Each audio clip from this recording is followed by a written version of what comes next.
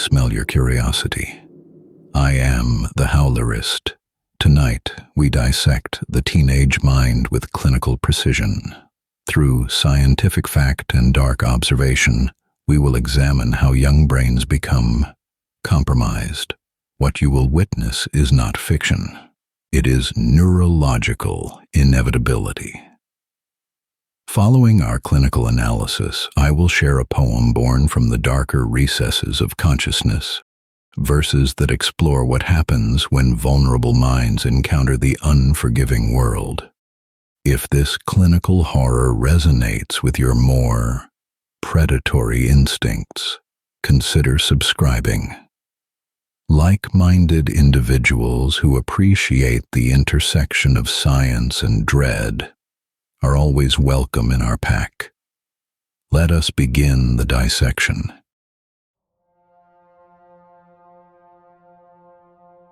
The Neuroscience of Obsession, a clinical dissection.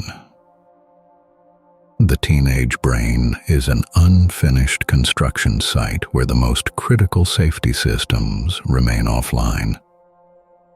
The prefrontal cortex, responsible for decision-making, impulse control, and rational judgment, doesn't finish developing until the mid to late 20s.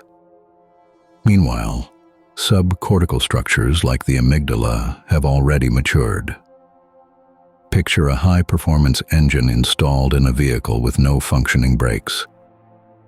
Dopamine and serotonin changes make teenagers more emotional and responsive to rewards, while being less capable of regulating impulses to chase those rewards. Everything feels more intense at this age. Fear memories learned during these years are much harder to extinguish than those learnt as children or adults. When teens insist they can handle situations their parents fear, they are neurologically incapable of accurately assessing their own limitations.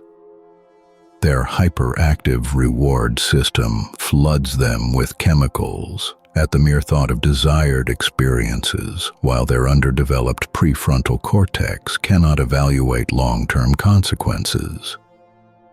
The adolescent brain is biologically designed for poor decision-making. The agony of release. Parents and caregivers face separation-related issues as children demand increasing independence. Research identifies two clinical dimensions: comfort with secure base role and anxiety about distancing. Some caregivers maintain confidence in their role as a secure foundation, a safe haven their children can return to while exploring independence. But this comfort erodes under persistent pressure. The clinical findings are disturbing. Maternal separation anxiety directly correlates with separation anxiety in children, an interconnected psychological vulnerability. Having a child separated can induce anguish, despair, guilt, and depression. Few events are as traumatic as separation from offspring. Yet, this occurs precisely when the brain is least equipped for independent decision-making. Society demands adults release control at the moment their protective instincts prove most accurate. When teenagers persistently pressure for greater freedom, they exploit a fundamental psychological weakness: human exhaustion in the face of relentless demands.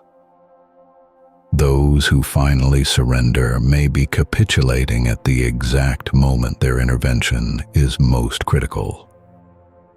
Both caregiver and child exist in heightened neurological distress during these transitions. The protective system that evolution designed to keep offspring alive becomes systematically dismantled through psychological wear-down tactics that youth instinctively deploy. The one-sided relationship. The celebrity machine operates as psychological manipulation, Performers and promotion teams cultivate artificial closeness through curated social media content, direct fan engagement, and manufactured authentic moments designed to make audiences believe they have genuine personal connections. A single response to a fan's message can generate months of obsessive behavior. When stars gain access through posts, it increases the perception of familiarity. People believe they have more of a relationship than they actually do. These are called parasocial relationships, one-sided emotional investments that make it difficult to distinguish between genuine and non-reciprocal bonds. Early parental rejection increases social anxiety in youth, leading to stronger attachment to famous figures. This age group is particularly vulnerable because their underdeveloped prefrontal cortex cannot distinguish between manufactured and authentic connection. The brain processes mediated images the same way it processes real-life encounters. Celebrity worship escalates in 3 documented stages: entertainment social, lighthearted interest; intense personal, obsessive focus on every detail; and borderline pathological, including illegal activities like stalking. The parasocial bond offers everything a socially anxious young person craves: acceptance, understanding, constant availability without the risk of human rejection. It becomes an addiction to safety that requires escalating behaviors to maintain the same emotional payoff. The auditory drug. Research published in Nature Neuroscience shows that music releases dopamine in the same neural circuits as cocaine and heroin. The euphoric highs from this audio are neurochemically reinforced, so we keep coming back. It works on the same system as cocaine. Direct manipulation of this neurotransmitter while participants listened proved that dopamine function is causally related to musical pleasure. When blocked, auditory pleasure disappeared. Anticipation of this pleasurable sound leads to increased chemical release. This explains why individuals continually repeat songs seeking to re-experience those sensations. Large surges teach the brain to seek stimulation at the expense of healthier activities. Less than 50% of consumers account for the majority of music industry revenue. Superfans willing to pay premium prices for exclusive content, limited editions, and enhanced experiences. The addiction demands not just repetition, but escalation. The pursuit of auditory stimulation exacts a physical toll. Prolonged headphone use at excessive volumes causes permanent cochlear damage. The clinical irony: chasing neurochemical rewards progressively destroys the organ that delivers them. For the music-obsessed teenager, every mention of their chosen artist becomes a trigger. They exist in constant craving, their reward system hijacked by stimuli engineered for maximum addictive potential. The sleep-deprived brain. Sleep loss compounds an already dangerous situation. The teenage prefrontal cortex is already underdeveloped. Sleep deprivation further impairs what little executive function exists. Multiple factors converge to rob teenagers of adequate sleep. Academic pressure extends study sessions deep into the night. Social media and screens provide constant stimulation when the brain should be winding down. Natural circadian rhythm shifts during adolescence make falling asleep earlier nearly impossible. Add obsessive musical binges, social anxiety, and the general chaos of teenage existence. Sleep becomes a casualty. Close to 70% of teens fail to get the 9 hours of sleep their developing brains require. Exhausted teens are more likely to engage in unprotected sex and reckless driving because they lack impulse control and suffer impaired judgment. Even acute short sleep leads to risky behavior. Fatigue causes longer response latencies when making moral judgments. The exhausted mind cannot properly weigh consequences.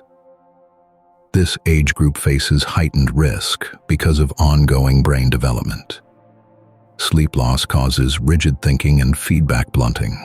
The capacity to learn and improve becomes diminished.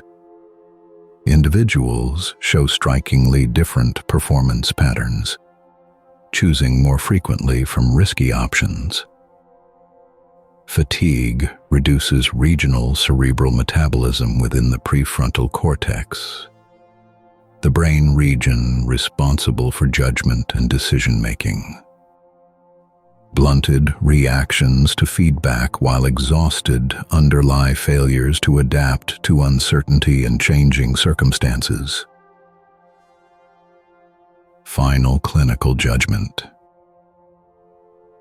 Consider the aggregate effect.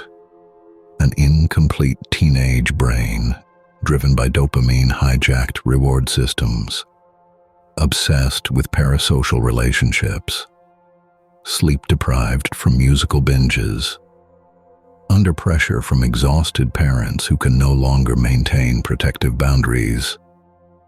Add chronic overexcitement from constant digital stimulation and over-arousal from anticipated rewards that never truly satisfy. The nervous system exists in a perpetual state of hypervigilance, unable to regulate or reset. When such a brain encounters a high-stakes decision requiring rational judgment and long-term consequence evaluation, the outcome becomes scientifically inevitable. The question is not whether disaster will strike. The question is what form it will take. Curtain call. It was something unfamiliar on the radio that day. First time I heard the leader of the band. So I became another doting member of the hordes that were utterly committed to this man. As customary, constantly releasing brand new songs. Like addicts, we were hungering for more.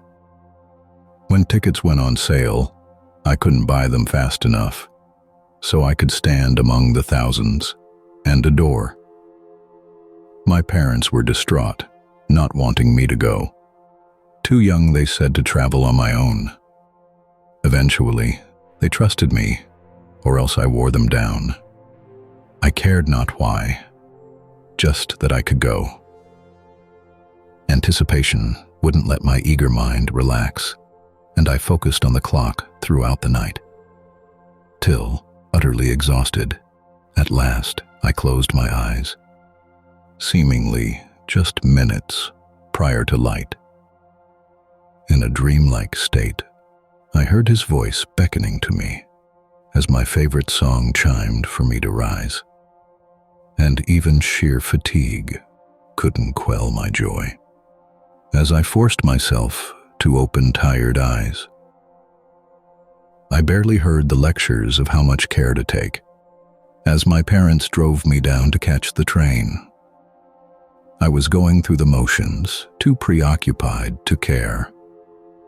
Compared to him, it bordered on mundane. On the train, I dozed a little, with headphones blaring loud, for I had to know each lyric off by heart. The only way to show him what a devotee was I, as he looks and singles me out from the crowd. At last we reached the station, and I gather up my things. I glance out on the platform as I stand. Never seen so many people, all gathered in one place. As I queue up at the door, tote bag in hand. The pushing and the shoving, a little hard to bear. Everybody wants to be the first in line. As I stepped towards the platform from behind a violent shove, I trip, regain my balance, and I'm fine. Heading to the turnstiles, I notice just behind. A crowd had gathered over by the train. Unable to see past them, I continue on my way, as my idol's voice still echoes in my brain. The concert was spectacular, better than I'd dreamed. I screamed his lyrics, just as I'd rehearsed. And I swear, for just a moment, I saw his eyes meet mine, as if somehow through the dissonance, he heard. I floated from the concert feeling so surreal, I really don't recall the journey home. But one strange thing I noticed, no one met me at the train, so I had to make my way back on my own. From outside, I heard crying. My mother's tears, I think, as I turned my key and opened up the door. My parents both looked shocked, though they never looked at me. Such sorrow in them I'd never seen before. I closed the door behind me as it made a deafening slam. All of us were startled at the sound. Still, not a word was spoken as the tears began again, and I wondered at this anguish so profound. I moved towards them slowly. I couldn't comprehend. What grief could make them never notice me? As I reached my family, I could hear a somber voice. It filled the room with deep sincerity. "I'm so sorry for your loss," as I turned to see a man, dressed in a policeman's uniform. Ignoring me, my parents continued both to cry. It was killing me, not knowing who was gone. Who was I to grieve for? My mind began to reel. For this reaction, it must be someone dear. "So sorry, Mom," I whispered as I gently touched her face. But it seemed my voice was far too soft to hear.